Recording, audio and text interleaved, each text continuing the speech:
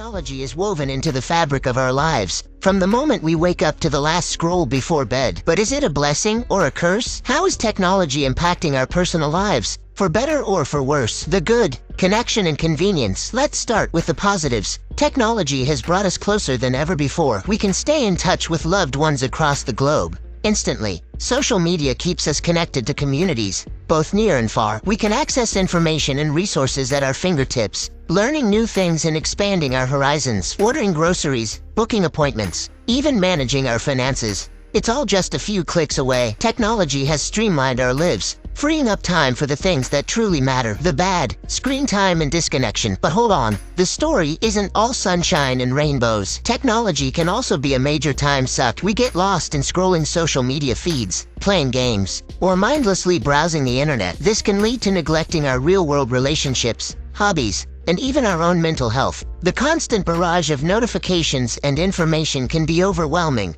leading to stress and anxiety. We might feel like we're always on, never truly able to disconnect and recharge. The ugly, privacy concerns and addiction. Let's not forget the darker side of technology. Our online activities are constantly being tracked and monitored, raising concerns about privacy and security. The algorithms that power our favorite apps can manipulate and influence our behavior, sometimes in dangerous ways. And let's be honest, technology can be addictive. We can fall into the trap of constantly checking our phones, even when there's nothing new to see. This can lead to neglecting our responsibilities and isolating ourselves from the world around us. So, what's the verdict? Technology is a powerful tool, and like any tool, it can be used for good or for bad. The key is to find a balance, to use technology to enhance our lives without letting it control us. Be mindful of your screen time, set boundaries, and prioritize real-world connections. Remember, technology is there to serve us, not the other way around. Let's use technology responsibly and thoughtfully, and create a future where it truly empowers us to live happier,